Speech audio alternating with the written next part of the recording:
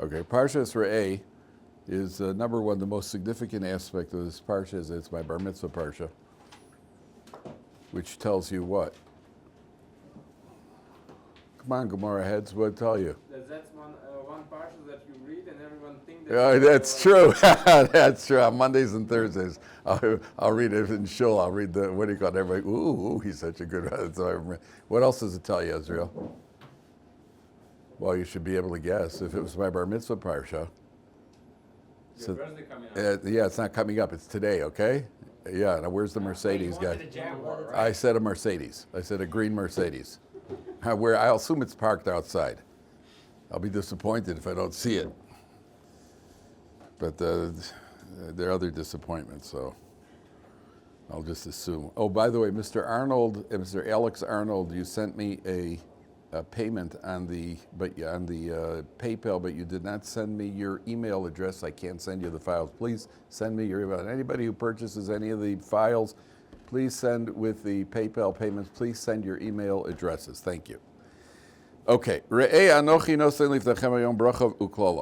am giving you today, Moshe Rabbeinu says to the Jewish people, I'm putting before you today the bracha and the klala, blessing and the curse.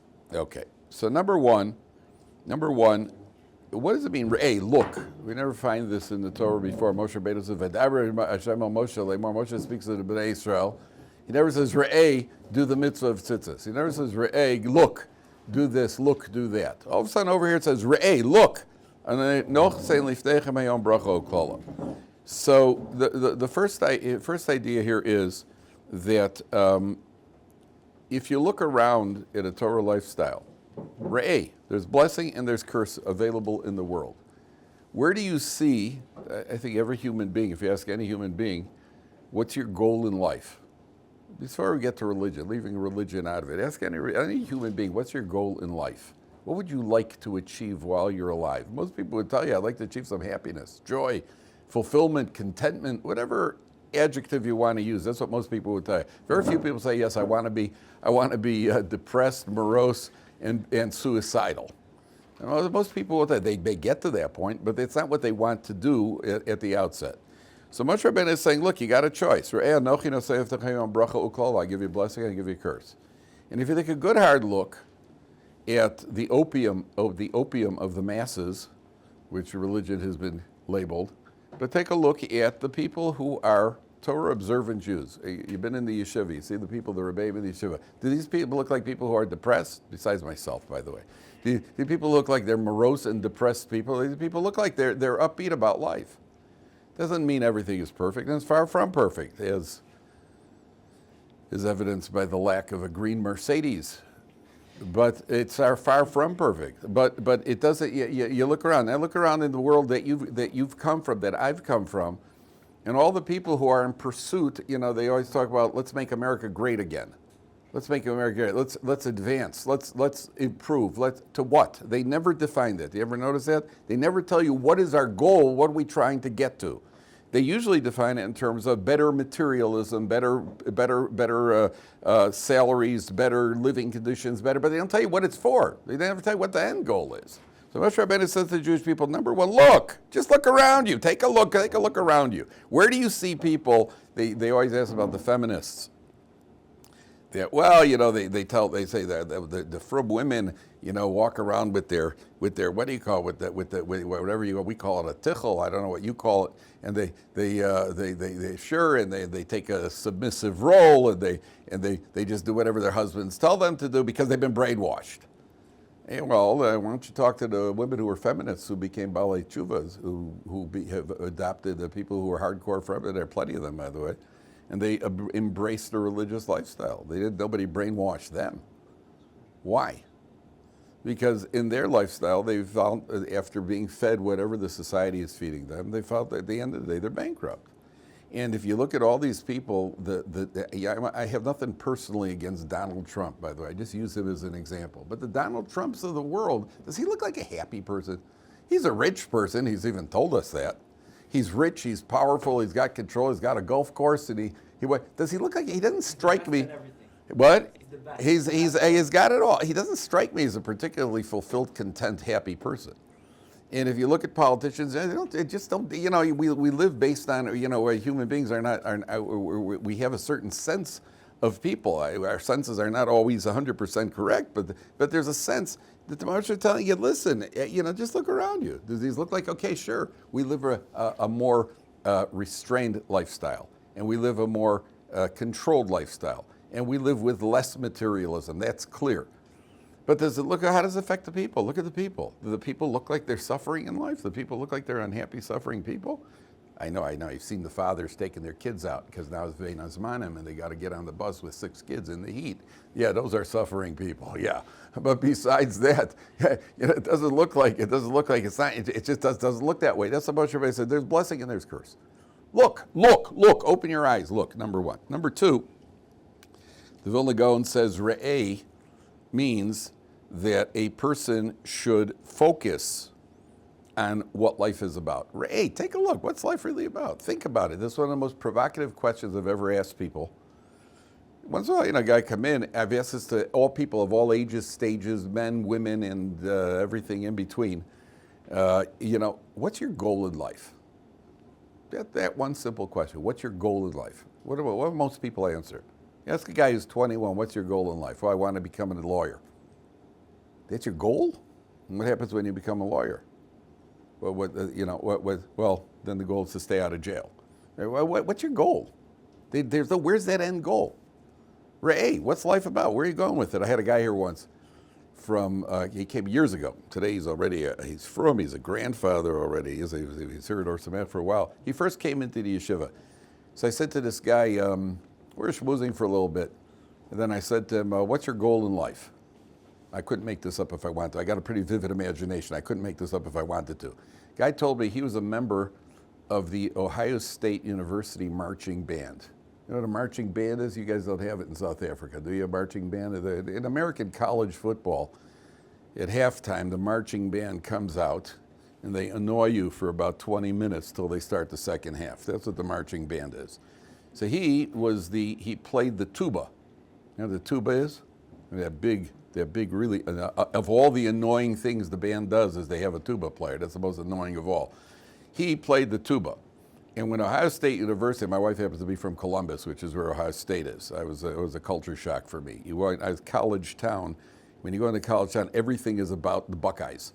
When you go shopping for shoes, they say, well, today's special, blah, blah, blah, go Bucks. All the announcements, everywhere you went, shopping centers, everywhere was all Buckeyes, Buckeyes, Buckeyes. So when Ohio State loses, I get a special kick. But so the biggest game of the year is Ohio State against Michigan. That's the biggest game of the year. That's the number one. That's the rivalry. If you got Michigan license plates in Columbus on that weekend, you can forget kiss your car goodbye. You could use it for a barbecue. That's about all it's going to be good for afterwards. So Ohio State, the biggest game of the year at halftime, this is what the guy tells me. The marching band comes out at halftime of the biggest game of the year, and they spell out in human formation, they spell out the words Ohio State. The senior tuba player has the singular honor, distinction, kavod of being the guy who gets with his tuba, he gets to dot the I in the word Ohio. And he said to me, my goal in life is to dot the I. And I got to try to look accepting, non-judgmental, all those words. I'm looking at this guy, I'm thinking to myself, no, really? Well, that's quite a goal, What comes next? You have to cross the T? Wow, that's some goal. And what happens after that? So to his credit, he stuck around and he created new goals in life. Eventually became completely Shomer Shabbos. Like I said, today he's already a Zaidi. When I went home, I was thinking about what he said. And what he was really doing was he was representative of the entire society. Because a dot, if you know anything about Hebrew grammar, what's a dot called in grammar? I don't know if you guys like grammar or not. Apostrophe, that's in English, it's called a dot, a period. Apostrophe is a different. Huh? A nakuda is a dot. What's it called? It's the official grammatical name in Hebrew. You don't know what a dot is? A dot's called. Any of you guys like grammar? Good, because if you like grammar, you wouldn't have a lot of friends.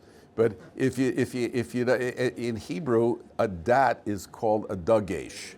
That's why a suf, if you put a dot in, becomes a tuf. A ch becomes a k. Dagesh, you put a dot in, the word dagesh means emphasis. That's why a ch becomes a k, and a s becomes a t, and a v becomes a b, because you're putting the emphasis on it. It's a dagesh. So when he told me his goal was to put the dot to dot the I, I thought to myself, he's really speaking for a whole society, where the goal of the society is to dot the I, put the emphasis on the I. That's the whole goal of the society.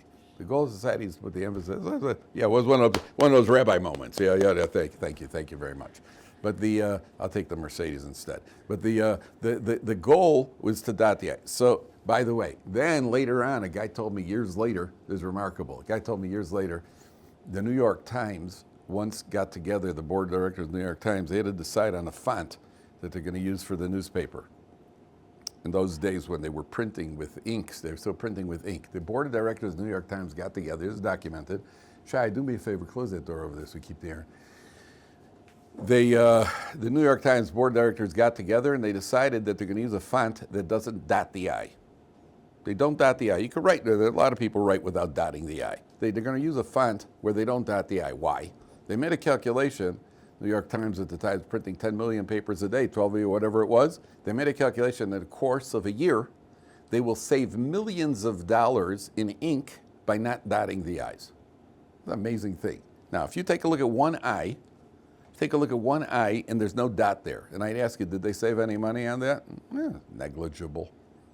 Another couple of eye dots, negligible. In the course of a year, 10 million papers a day, saves millions of dollars of ink. That's the calculation that they made. I told people, sometimes in life, if we're a little too focused on the I, too much emphasis on the I, the goal is to take the dot off the I. And it works one little step at a time. It doesn't work overnight. We don't become overnight the most selfless person on the block and in the neighborhood. It takes time, but it's one dot at a time. One dot at a time, it starts to accumulate, it starts to add up. The Vilna Gaon is saying over here, hey, take a look at life a little bit. Why are you getting caught in the rat race? You're getting caught, not in the rat. The rat race is one where that endless cycle of wake up, eat, work, go to sleep, wake up, eat, work, go to sleep. But where are you going with it? Hey, take a look at it. Take a look at about. You're playing for blessing, you're playing for curse. Number 3, why does it say in the beginning, Re'eh, says it in the singular. Re'eh, look, that's singular. Because if it was in the plural, the first word would be re'u. But then in the continuation of the pasuk, it says, Re'eh anochi dosein lifnechem, plural. Goes from singular to plural. Re'eh, singular, lifnechem, plural. Why did that happen? Why did it go from singular to plural? So we spoke about this last time. There's an interesting halachic question. Let me ask the following. It's a halachic question. There's an elevator, and the elevator says capacity 10 people. An 11th guy gets in the elevator, and the elevator tries to move. Somebody pushes the button, and the elevator breaks. They broke an elevator. Now, according to halacha, if you break something, you got to pay for it, even if it was an accident. You break something by accident. The other time in halacha, you don't have to pay if it was circumstances completely beyond your control. If you were driving and suddenly a tornado lifted your car and dropped it on somebody else's car, you wouldn't have to pay because the circumstances beyond your control. But if you were driving and accidentally somebody backed up and broke the door of your garage, meaning your wife, and broke the door of your garage by backing, so obviously shouldn't have to pay because it's your wife. But let's say it was your aunt or anybody else. An accident in halacha, by accident, you're liable. Adam muad la'olam. Now, 11 people in the elevator. The elevator breaks. Who has to pay, gentlemen? 11th. Who? 11th. The 11th guy who got in, he jammed himself in the elevator. Not only that, people said to him, don't get in. And he got in. What would you say? What would you say, Xander? Who has to pay? Good question, right? What would you say? Nick, what would you say? Who has to pay? Everybody get divided up by 11 people. Right here. Okay. What's the halacha? Moshe? I think the guy who pushed the button. Correct. The guy who pushed the button, he has to pay. He broke the elevator. It wasn't broken. There's 11th guy in there. So take the guy, push him out. Put him in tie his arms and kick him out of the elevator. I don't care what you do to the guy. At the end of the day, he didn't break the elevator. Who broke the elevator? You pushed the button? You shouldn't have pushed the button. There are 11 guys in there. What did you push the button for? What'd you push a button for? So you pushed the button, you broke the elevator. Sometimes you can have one guy does something and it affects everybody else. You push it, now none of us could move. You push the button, none of us could move. One guy on a plane, okay, there you turn back because of other reasons. You could be on an airplane and one guy, you're ready to go, one guy says, I want to get off the plane, I don't want to fly. You know what kind of delay that causes? I think the federal law is that they're not allowed to fly with this person's baggage. That means they got to get him off the plane and not get his baggage. Goodness knows where his bag is. It could be a 3-hour delay. If one guy says he doesn't want to get off the plane, it's a great ploy, by the way. Say, listen, if you put me up in business and I'll stay. I never tried it, but I've attempted. Trade secrets. I haven't tried it. I haven't got the guts. For all I know, they'll arrest me. Here, sir. I don't want to spend the weekend in jail. But you understand, one person could affect an entire group. You have a situation where one person affects the entire group. So the Torah is saying in the singular, hey, look.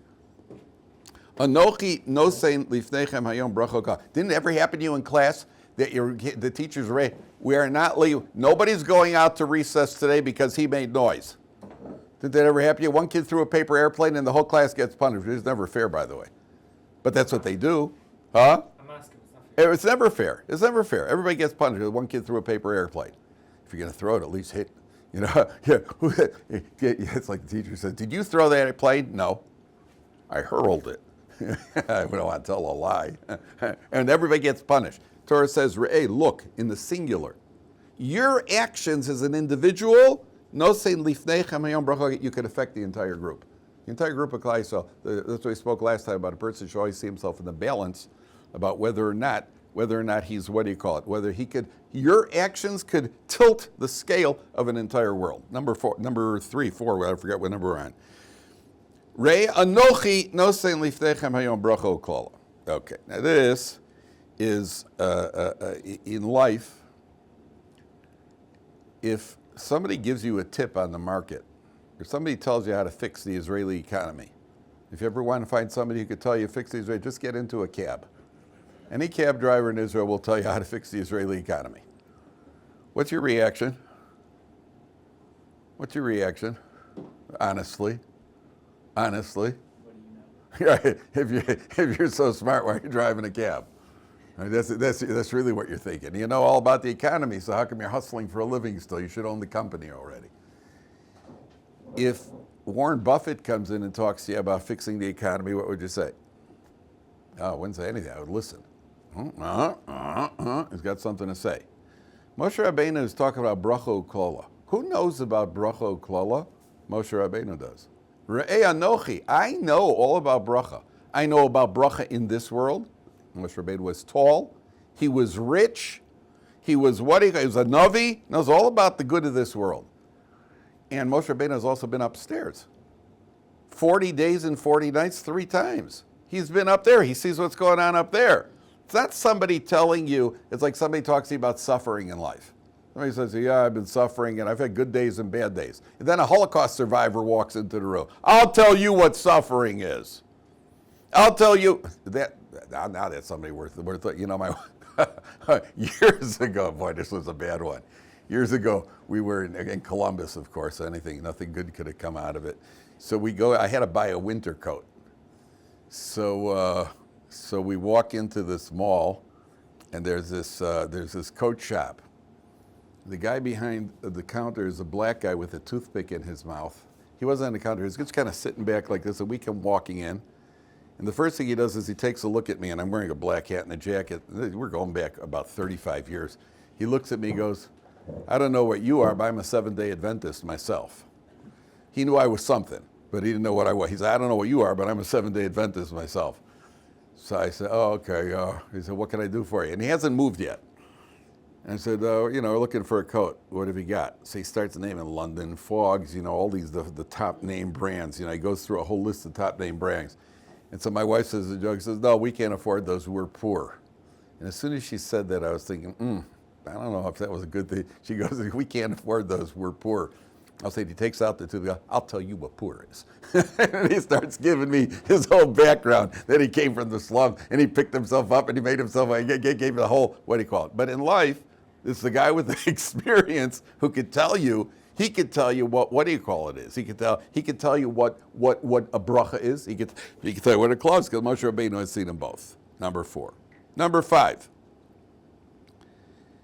And this is important for all of us. They're all important for all of us. Rei anochi nosein lifnechem hayom. What form, what tense is the word nosein? Present? Present. Nosein is, nasan is past. Yitain is future. Nosein is present tense. I'm putting the bracha in klala in front of you today. What does that tell you? What does that tell you? I'm putting the bracha and the klala, the blessing and the curse, I'm putting it in front of you today. What does that tell you? What do you say, Shmuel? Excellent. Excellent. That means forget about yesterday. You had a bad day yesterday. Maybe yesterday you did a couple of things you should have done. Maybe you didn't do a couple of things you should have done. Today's a new day. A person could fix up everything that he's done. This is so important. Do you know that the concept of tshuva, of repentance, was created before the world was created? Because the world can't exist without it. If we were given one chance, one strike, you're out. So there wouldn't be any human beings on the planet. So there's a concept of, yesterday I had the challenges and I didn't do as well as I should have. Today is a new day. And not only that, I can wipe out yesterday by being better today. Today, today's a new opportunity. Number 1. Number 2, 3, 4, 5. I don't remember what number on. Where is it?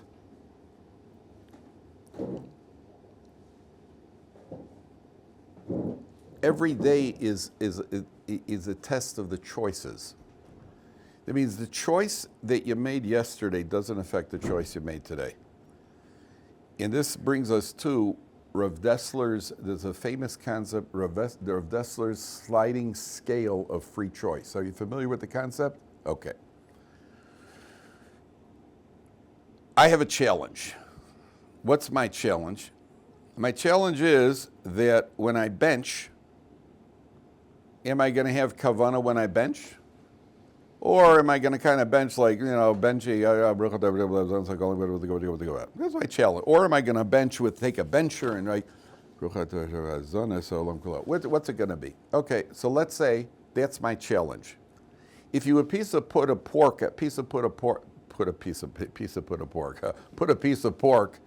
Peter Piper had to pick the pickled pork.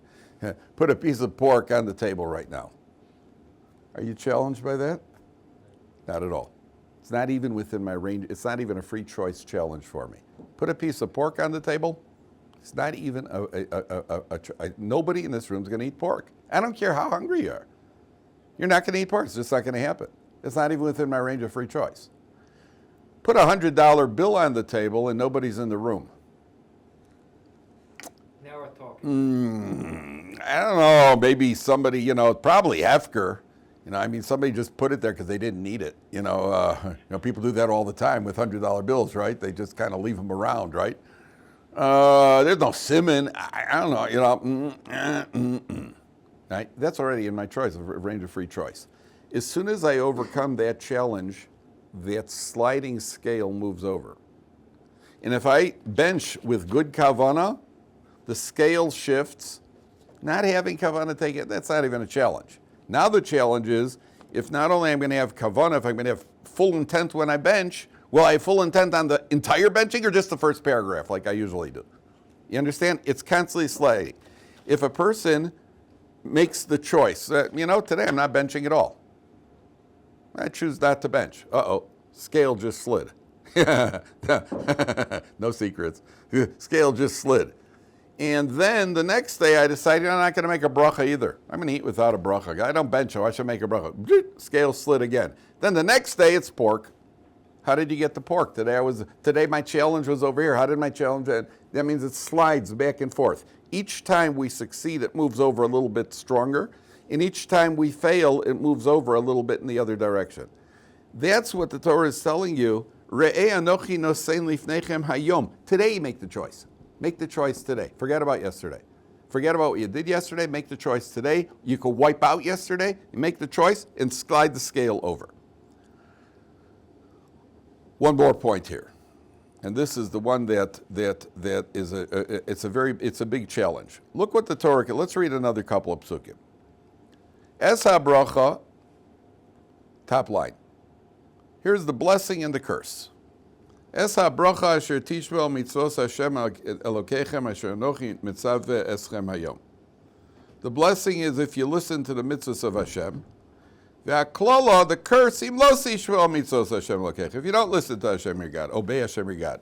V'sarta min haderech asher anochi mitzaveh eschem hayom. Okay. Now,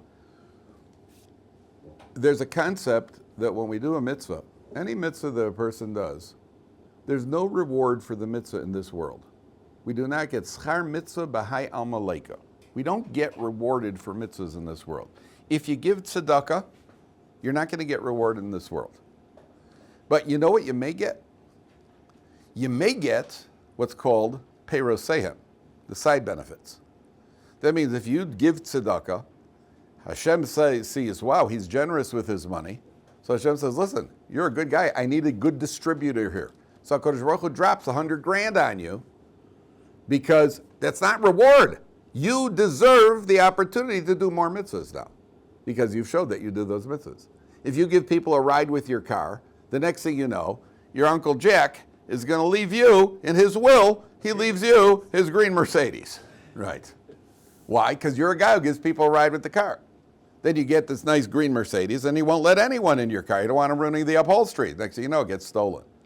It's not a punishment, just that you don't deserve it. You're not using it for what I gave it to you for, so we take it away from you. So the Torah is telling you like this, you're going to get a blessing. You know what the blessing is? Watch this. Asher tishmu el mitzvos Hashem Elokeichem, that you'll obey the mitzvahs. That's part of the bracha. That's not the reward. What does that mean? Imagine you're standing in line in the bank. No, don't. Let's not get that unpleasant. Imagine you're standing in line in where's a good place to stand in line? You're standing in line waiting to get into the ballpark.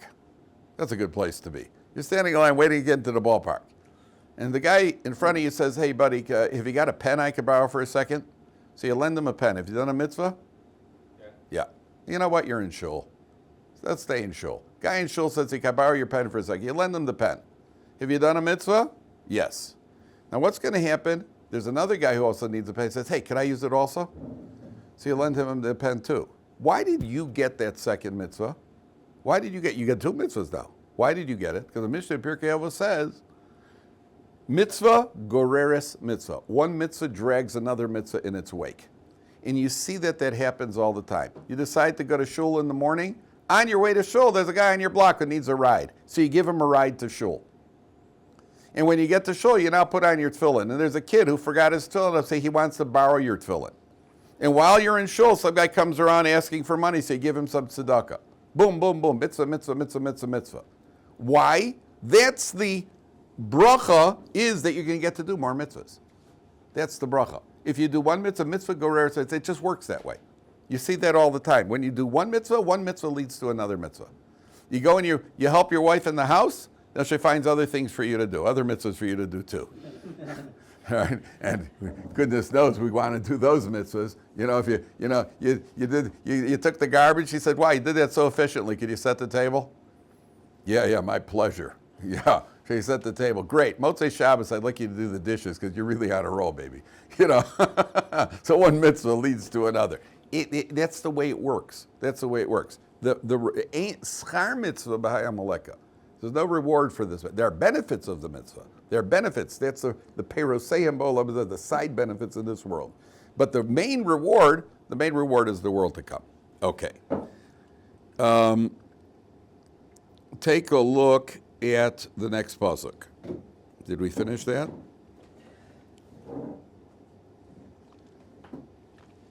Yeah. Okay. Did your mother ever say to you, if you're going to do it with a smile? Did you ever hear that music? Yeah. If you're going to do it with a smile. Do it happily. Did you ever hear that? Yeah. Of course. That's standard in mother school. Right? That's standard. What do you call it? If you're going to do it with a smile. So, why? Why does she want to see you do it with a smile? If you, then she says, oh, just forget about it. Don't do me any favors. Why? Why? Nobody wants to feel that it's an imposition, number one. Nobody wants to feel that they're imposing on you. I mean, it's not really true. I don't mind imposing on my kids. But and nobody wants to feel that, a wife doesn't want to, a mother always feels she's imposing on you. She, not only that, in her heart of hearts, what's she really thinking? What's she really thinking? And look what I do for you. After everything I do for you, I ask you for one thing and you can't even do that? One little thing, I want you to vacuum clean the living room. You can't vacuum clean the living room? One little thing I'm asking of you. And you can't, look whatever, after everything, that's what's underlying it. I'm asking you for one thing, you can't do that. When I make supper with a frown or with a smile? Does mom make supper is she happy to make supper? That attitude, okay. But even more than that, think about the person himself.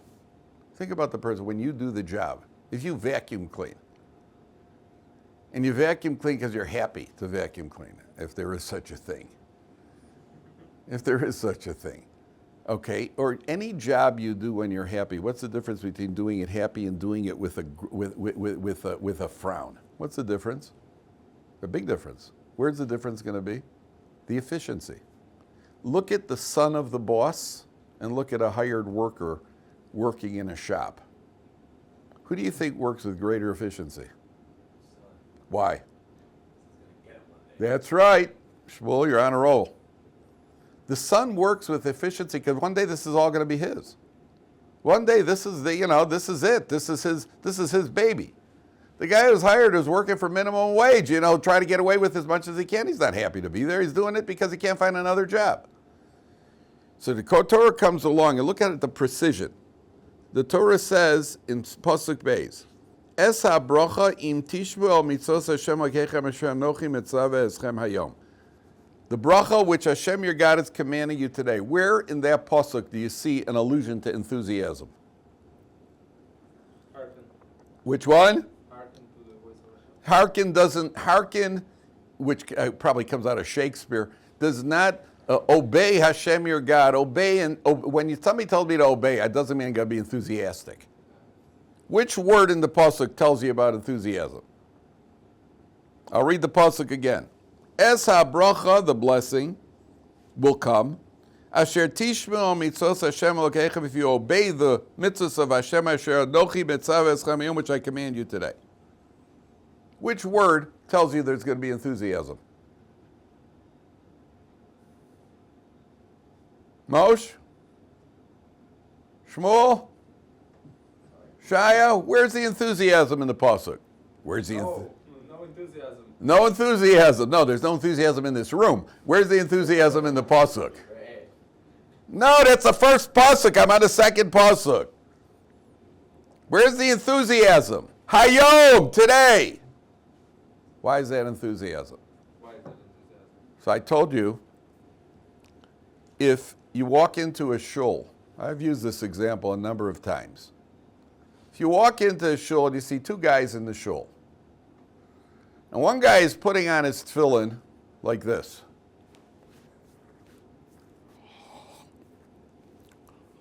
And he opens up his siddur like that. Then there's a second guy, and he's putting on his tefillin like this.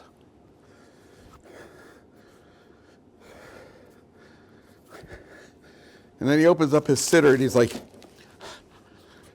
and then I say to you, one of them is a Baal Tshuva, and one of them is an FFB.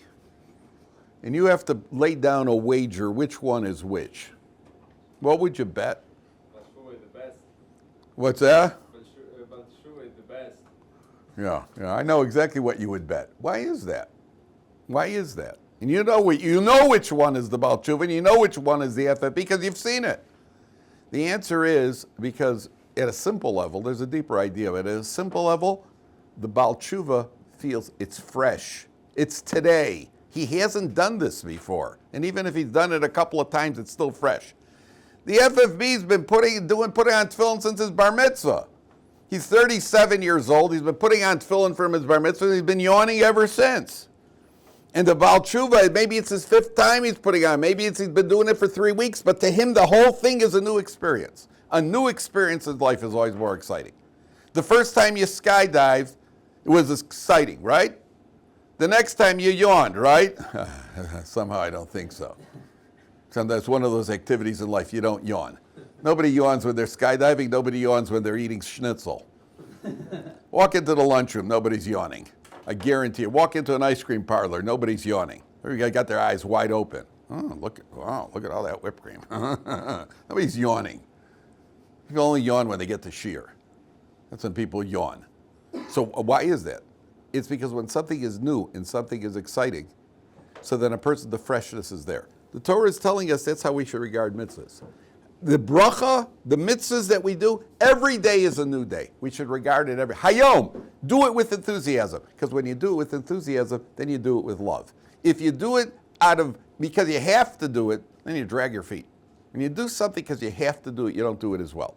And when you do it because you want to do it, you're excited to do it, so then it's something that you do with enthusiasm. You should see the difference between me and my son-in-law trying to fix a light fixture. The light fixture was broken. So if you watch me do it, which I haven't tried in about 26 years, but even when I did do it, it was something I wanted to get done as fast as possible because I'm annoyed by the whole process and it never worked. Then when I'd hit the light switch, I'd knock out all the electricity in Yerushalayim. Some wire. And there was always that extra bolt that I ended up with. Oh, I guess we don't need this one, toss it away. Turn it on, right? My son-in-law goes to fix the light fixture. He enjoys he's happy when I call him to do it. He likes the challenge. He enjoys doing it.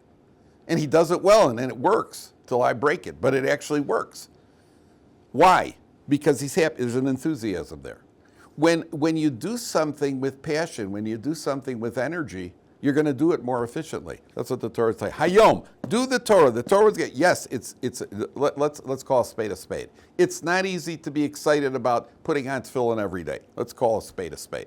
And it's not easy to have to learn Torah. It's not easy to daven every day and say the same words every day and to try to generate kavanah. It's not easy. The only thing that's easy is eating supper every day. That we never have trouble. Eating supper is always okay. Anything that's fun is always okay. But even things that you've already gotten used to, it becomes. I remember a friend of mine had a pinball machine in the basement.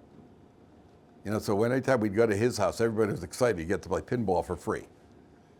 It didn't mean anything to him, because he had, what a pinball. Do you guys even know what a pinball machine is? If you ever seen one of the real ones, not with a ball, with the silver ball, not one of those. What do they got nowadays? I don't know what they got nowadays. Nowadays, they're always all shooting somebody. Right? In those days, it didn't mean anything to him because he had it. It was available to him all the time, so he didn't have it. That's what the Torah wants. The Torah wants that we should try to maintain a little bit of enthusiasm. Okay. Thank you, Rabbi. TBC.